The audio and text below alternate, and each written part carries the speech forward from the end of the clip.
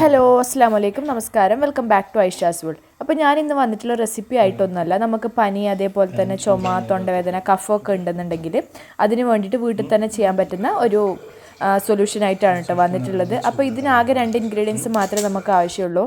ആദ്യം വേണ്ടത് കുരുമുളകാണ്. ഒരു 1-2 ടീസ്പൂണ് കുരുമുളക് വേണം കേട്ടോ.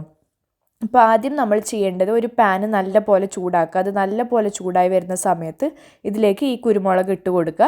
എന്നിട്ട് ഈ കുരുമുളക് ഒന്ന് റോസ്റ്റ് ചെയ്തെടുക്കണം. പൊടിയല്ല കേട്ടോ, ഈ കുരുമുളക് തന്നെയാണ് നമ്മൾ മൊത്തത്തിലാണ് ഇട്ട് കൊടുക്കേണ്ടത്. എന്നിട്ട് അത് നല്ല പോലെ ഒന്ന് റോസ്റ്റ് ചെയ്തെടുക്കാം. കുറച്ച് നേരം റോസ്റ്റ് ചെയ്ത് കഴിയുന്ന സമയത്ത് അതൊന്ന് പൊട്ടി വരാൻ വേണ്ടിയിട്ട് തുടങ്ങും. അതായത് പൊട്ടാൻ വേണ്ടിയിട്ട് തുടങ്ങും കുരുമുളക്. നമുക്കിങ്ങനെ സൗണ്ട് കേൾക്കാം.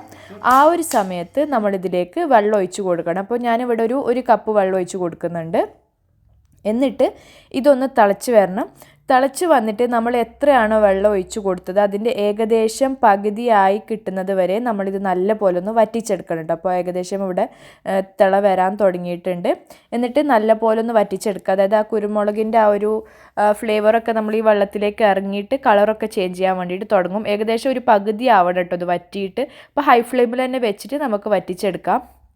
അപ്പോൾ ഞാനിവിടെ ഏകദേശം ഇത് വറ്റിച്ചെടുത്തിട്ടുണ്ട്. ഏകദേശം ഒരു പകുതി ആയിട്ടുണ്ട്. ആ ഒരു സമയത്ത് ഇതിലേക്ക് നമുക്കൊരു നുള്ള് മഞ്ഞൾപ്പൊടിയും കൂടി ചേർത്ത് കൊടുക്കണം. ഞാനിപ്പോൾ ഇവിടെ ചേർത്ത് കൊടുത്തപ്പോൾ കുറച്ച് കൂടുതൽ വീണ് പോയിട്ട് ഒരു നുള്ള് മാത്രം ചേർത്ത് കൊടുത്താൽ മതിയാവും.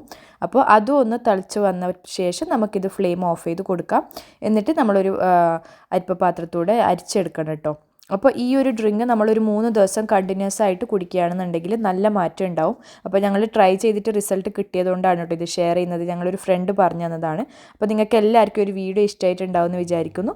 നെക്സ്റ്റ് വീഡിയോ ആയിട്ട് വരുന്നത് വരേക്കും ബൈ ബൈ. താങ്ക്